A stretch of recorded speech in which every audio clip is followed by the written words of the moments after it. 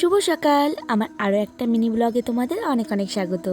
আজ সকাল থেকে ভিডিওটা শুরু করলাম। প্রথমে তো বাইরের কাজগুলো করে নিয়েছি, এখন শুধু বিছানাটা তুলে নিলাম।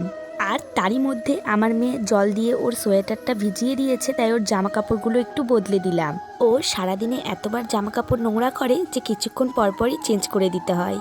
তোমরা তো জানোই আমাদের সবগুলো শস্যায় মেরে নিয়ে চলে এসেছে বাড়িতে। আজ সেই শস্যগুলোই বিক্রি করে দেওয়া হবে। সকালে পাইকার এসেছিল, দাম দর করে এখন পাইকার নিয়ে যাচ্ছে। শস্যগুলোতে একটু নোংরা ছিল, তাই শস্যগুলো একটু চেলে নেওয়া হচ্ছে যেন ওজনটা ঠিকঠাক হয়। ওরাই অবশ্য সবটাই করেছে, এখন শুধু বস্তাতে ভরে ওজন করে নিয়ে চলে যাবে। আমাদের জমির শস্য খুব একটা খারাপ হয়নি, মোটামুটি বেশ ভালোই হয়েছে। তারপরে আমি তো সোজাই চলে এলাম রান্না করতে। আজকে না সবজি তেমন কিছুই নেই, বাড়িতে শুধু আলুই আছে, তাই ভাবলাম ডাল, আলু ভাজা, আলু সিদ্ধ আর পাঁপড় ভাজা করব। আজকে বিকেলেই বাজার আছে, আর যেই দিন করে এরকম বাজারের দিন থাকে সবজি প্রায় শেষ হয়েই যায়। কালকে মেয়ে একটা ফ্রুটি খেয়েছিল, সেই পাইপটা এনে আমাকে বলছে ও আজকেও খাবে, তাই একটা বাটিতে ওকে জল দিয়ে বললাম এই পাইপ দিয়ে তুমি খাও। আর এইরকম করতে করতেই আমি সম্পূর্ণ রান্নাটা করেছি।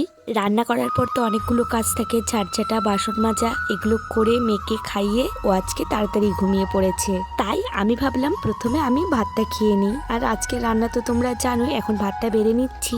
কোনো দিন না এইরকম সিম্পল রান্না খেতেও বেশ ভালো লাগে, একটু তৃপ্তি করেই খাওয়া যায়। যখন স্কুলে পড়তাম প্রায় দিন স্কুলে আমাকে আলু সিদ্ধ ভাত খেয়ে যেতে হতো। মা তরকারি রান্না করার সময়টা অত পেত না, তাই আলু সিদ্ধ ভাতটা খেতে খুব একটা খারাপ লাগেনি। ভাত খেয়ে এখন স্নান করে চলে এলাম। সকালে একবার স্নান করেছি, এখন যেহেতু গরম পড়ছে আমি না ওই একবার স্নান করে থাকতে পারি না। রান্না করার পর আমার প্রচন্ড গরম লাগে, তাই খাওয়া দাওয়া করে স্নানটা করে নিলাম। এখন অনেকটাই ফ্রেশ লাগছে। চুলটা বেঁধে সিঁদুরটা পরে নেবো। সিঁদুর পরতে গিয়ে দেখি এই ক্লিপগুলো মেয়ের জন্য কিনেছিলাম। ওর যেহেতু এখন চুলগুলো কাটা হয়েছে, তাই এই ক্লিপগুলো দেখলে একটু খারাপই লাগে, ওর জন্যই কিনেছিলাম। ওর চুলগুলো আর একটু বড় হোক, তখন ক্লিপগুলো লাগিয়ে দেব।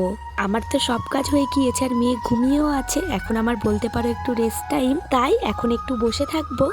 তাই আজকের মিনি ব্লগটা আমি এখানেই শেষ করলাম। আমার মিনি ব্লগগুলো দেখতে তোমাদের কেমন লাগে অবশ্যই জানাবে।